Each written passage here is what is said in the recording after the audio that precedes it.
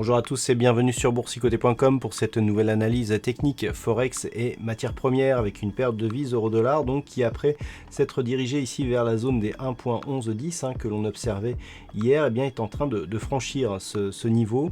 Alors c'est un franchissement qui n'est pas sans conséquence. Nous étions ici dans une dynamique haussière suite au double contact ici sur la zone de support des 1.0990.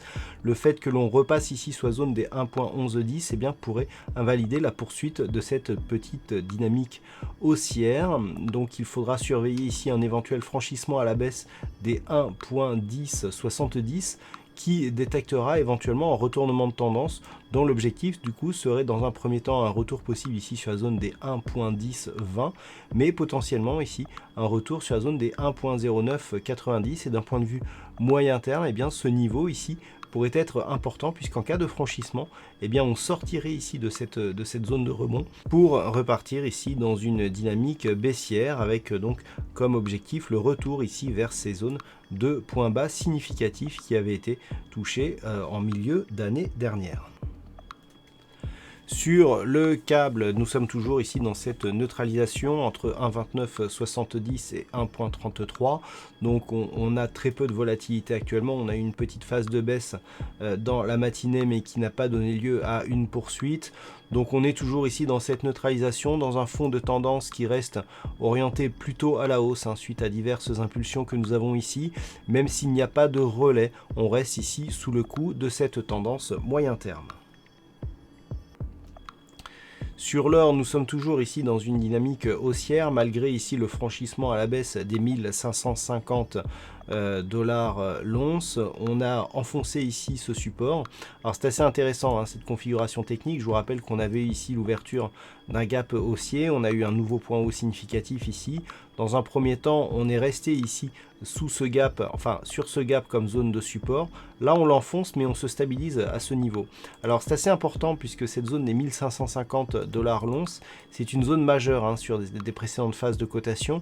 Le fait qu'on soit parvenu déjà à la franchir sur un gap haussier, inscrire un nouveau plus haut significatif et revenir se stabiliser autour de cette zone n'est pas anodin. Si on repasse ici en vue daily, on voit que ça peut être le signe annonciateur d'une possible poursuite du mouvement. Vous voyez qu'on a ici cette zone qui a été résistance et qui semble agir depuis son franchissement sur gap haussier comme niveau de support. Donc c'est ce qu'il va falloir surveiller. Et dans l'éventualité où les cours resteraient ici au-dessus de cette zone comme niveau de support, on validerait donc une possible poursuite du mouvement avec ici impulsion, phase de consolidation et poursuite. Si on va plus loin ici par rapport à cette dynamique et que l'on trace les retracements de Fibonacci par rapport ici à la dynamique directe, on peut voir que les cours sont venus chercher juste le retracement à 38,2% de Fibonacci.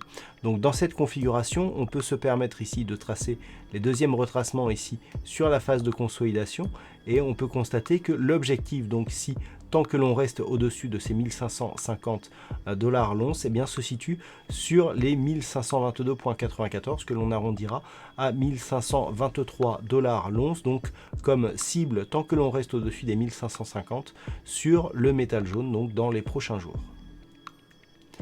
Et puis enfin sur le WTI avec cette configuration caractéristique que je vous décrivais encore hier soir, on est en train de valider. Donc je vous avais dit qu'une sortie ici invalidée d'une manière très rapide après un range lent avait une grande chance d'avoir ici une sortie baissière. Regardez techniquement ce qu'il est en train de se passer. On a eu ici l'impulsion qui a donc défini la sortie.